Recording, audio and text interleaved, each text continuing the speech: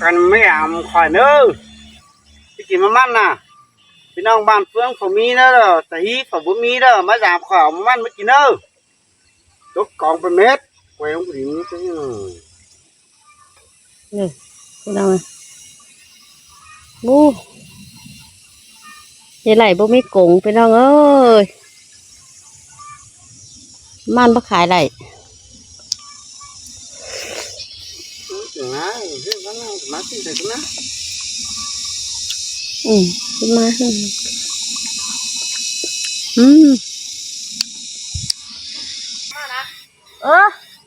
ทำไมมาหัวกินนะ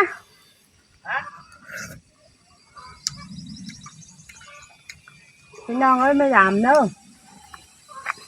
ยายไหลบ่มีกงให้น่ะสามกินมันซอยไอ้นี่ไม่ยามกินมันก็เอ้ย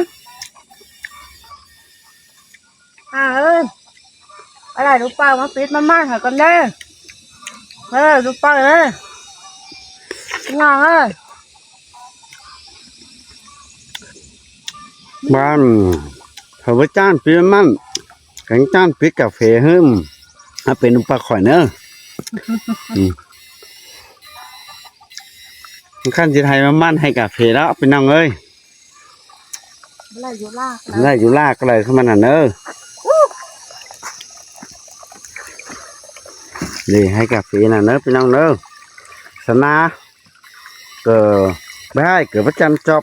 ทั้งปีทั้งน้องเราเป็นน้องเลยโอ้ยเหนื่อยยังไงให้กาแฟน่ะที่ป่ามันล่านะพี่น้องเนอะถึงเมื่อเต็งเสียงเลยนะเกิดแล้วมาคือบ่มีฝาซื้อพี่น้องเอ้ยเย็นไหลบ่มีคนซื้ออะไรลูกปลาหลาก็อู้เซนกันเด้อะไรลูกไปเดียวเลยพี่น้องเอ้ยดีได้ดีอะไรลูกไปลูกปลาเห็นกันเด้พี่น้องเอ้ยไอ้ลูกไปมาเปลี่ยนต่างมือเลยพี่น้องเอ้ยเย็บซีเลยอีให้กาแฟเป็นซีวันเขาจะว่าเป็นเมียกว่าอุดกว่า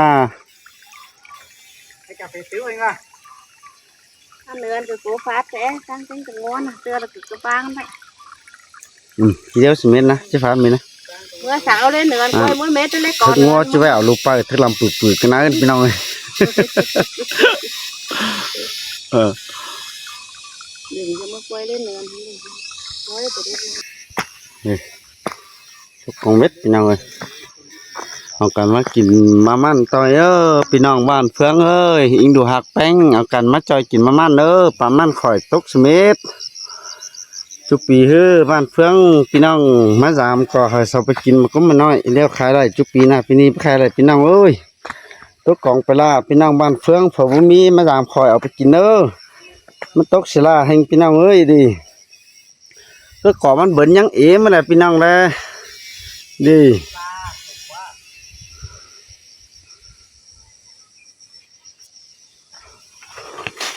ไปไว้เอาเสกอุดเลยนี่ตกกองผมเม็ดพี่น้องเอ้ยอาการมาสามมาจุกเก่งตามเด้อมันตกกองไปเกยเราพี่น้องเอ้ยเพิ่งมีสัตว์ซื้อปีนี้น่ะพี่น้องเอ้ยอย่าเชื่อเด้ยังเป็นยังไม่เกิดแล้วพี่น้องเอ้ยเดี๋ยวเนื้อแล้วเนาะไปยังไปมันแอซิดหน่อยนึงดิมันน่ะยังให้พี่น้องเอ้ยเอาการมาสามข่อยเนาะน่าเสียงเอ้ยสิกินมันมาสามเอ้ยมึงจะสั่งรู้มึงจังไปแล้วพี่เซลเด้น่าเสียงเอ้ย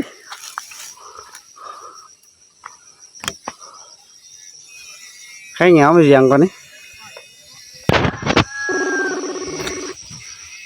พี่น้องเนาะแค่เรียนให้น่าเสียง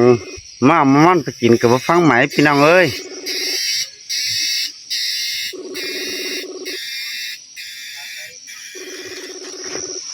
มาบกันในนออี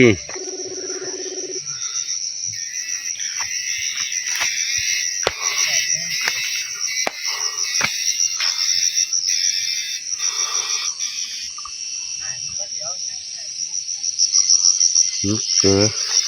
น้องเลยน้ำมันนะยังบ้านตกกระดิ่งกองไปมาพี่น้องเลยดิมันล่านะ ป่านไปล้านเลยอันนี้นะนี่ปลามันดิแล้วพี่น้องเอ้ยมัวเป็นปงrồiก็แอดตึ๊บหน่อยก็มาก็เป็นเครื่องโดยใช้เสาก็แปะให้ปีให้นั่งเนาะไอ้เด็กพี่น้องเอ้ยให้เงี้ยอันนี้ลูกปลามาปิดmà ra mía là đùa trái là bu sáu mía bên nào này mang là tôi còn một mét giờ chia là khay này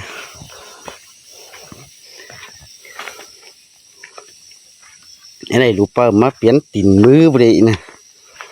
chưa là trứng này đấy bên nào ơi để lụp trái là phát hay cà phê chút tẩy nữa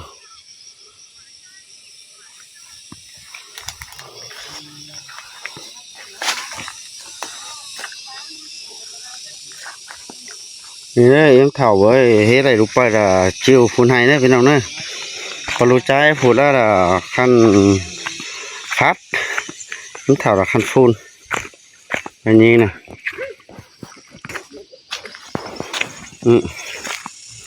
anh tài là hai cánh là hình vũ nhau này hai tài đó hết phun đeo hết sát đeo nhau này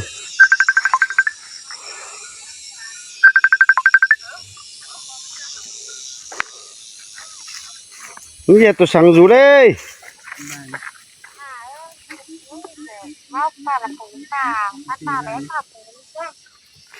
mừng mà in đồ hạt bánh mừng má cho ai kín má này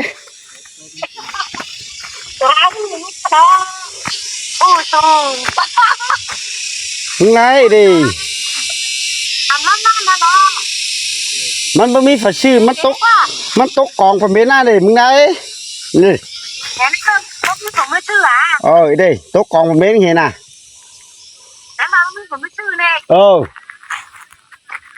ล้วมันไม่ใช่ปลาไหลจ๋าจริงๆเราทุกไม่เกิดđâuมึงหักแป้งมึงมาจอยกินตาย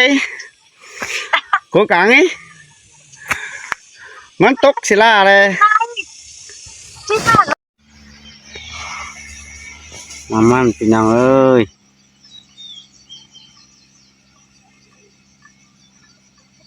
ปีนี้ทั่วเองก็มีไฟซื้อตกกองไปละไปนั่งเว้ยกันมาดามคอยกินมามันเนอะตกกองไปละหรอ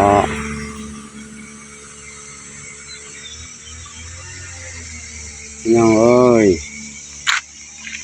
มีหาส่วนมามันละเนอะพี่น้องเนอะมันน่ะเต็มละตกเองเดี๋ยวมาพี่น้องเอ้ยนี่นะตางากอมหอดดินเราพี่น้องเอ้ยนี่น้องเป็นนะน้องเอ๋พี่น้องวานเฟืองฝาบุมีไม่ดามข่อยไปกินเด้อโอนไปซื้อก็ล่ะพี่น้องเอ้ย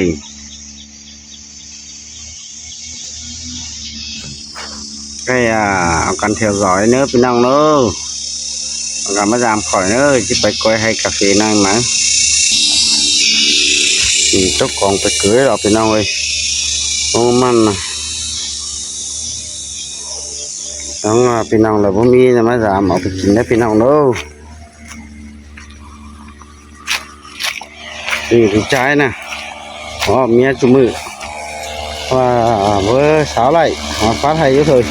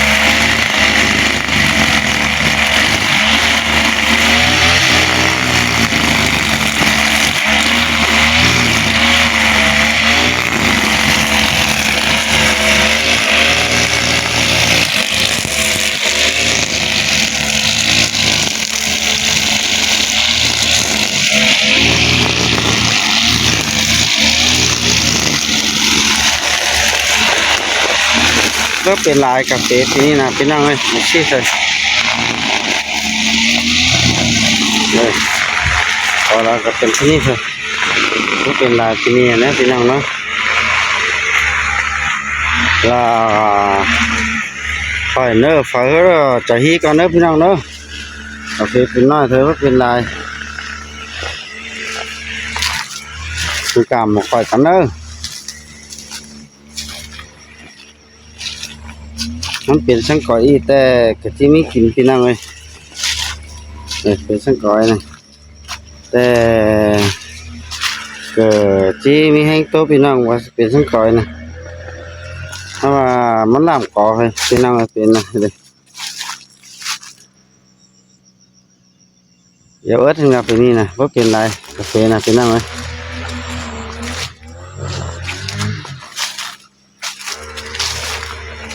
มีคอยchủ kênh 88 làng phun hay chú tàn phía năng này cái nhỏ cửa sùng là đấy em thầu đó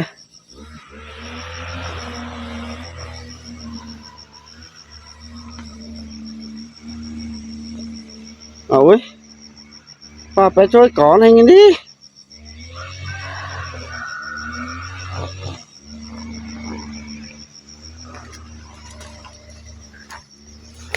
chủ kênh 88 tím tím mới làm phía nào ơi mình xin đó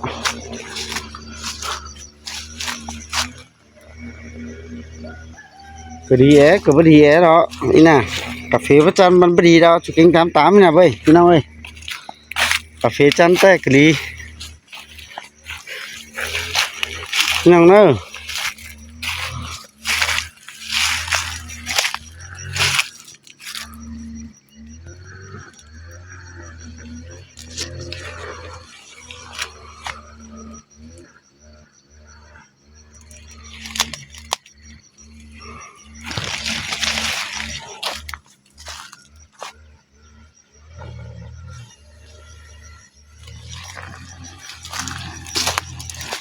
nhị hai là phú pi cài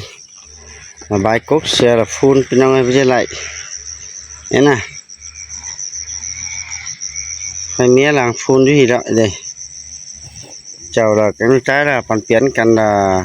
bàn máy bàn phát bên trong này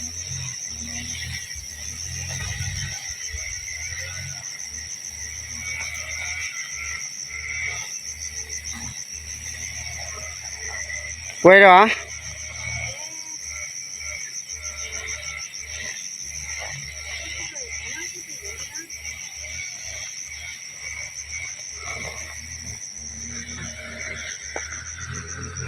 anh có phía nó anh có púp bị cài là hiện đều anh có púp ni mất sỏm hứa mới hề nó nói bài cô mất xe rồi mắc phun cái nòng nữa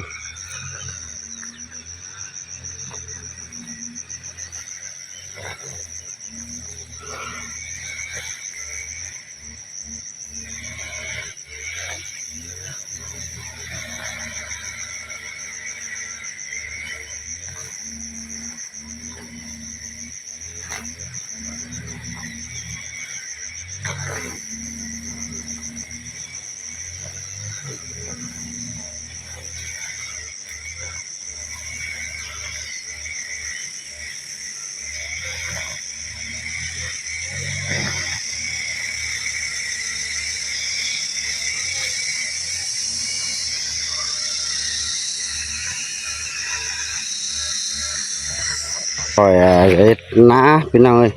hay hơn năm hành xe ná là nhắn lại xong hai hơi bên nào ơi bút cà phê sẽ xàm hai động ná đây là làng áo huống bên nào đâu xong hai ná đó bên nào ơi đi hai nưng này nữa hai nưng tờ này hai nưng xong hai ná đó cửa vào nói cửa vào ô chọc nhau ơi đây ta sút cái còn khỏi đó nè cái này ăn tay cái đấy chọc bà nó bên nhau ơi ná เพราะว่านำเป็นยังไงhơi thôi hai tài hơi nhưng thóng hơi muốn hành sẽ thóng đâu cái nào ơi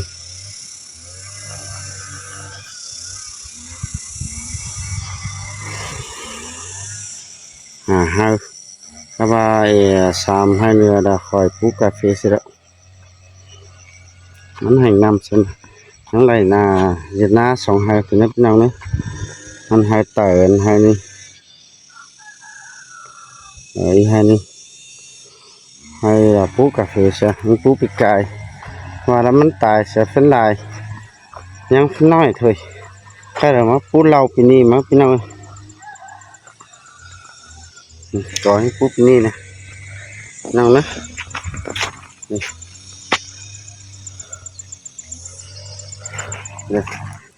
đây là có cái cài nhang nè nào rồi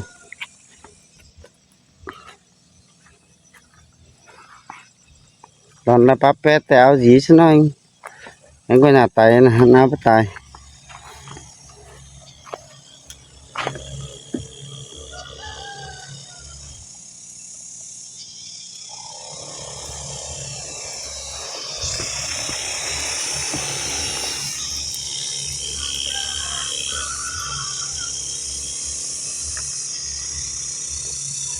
quay ra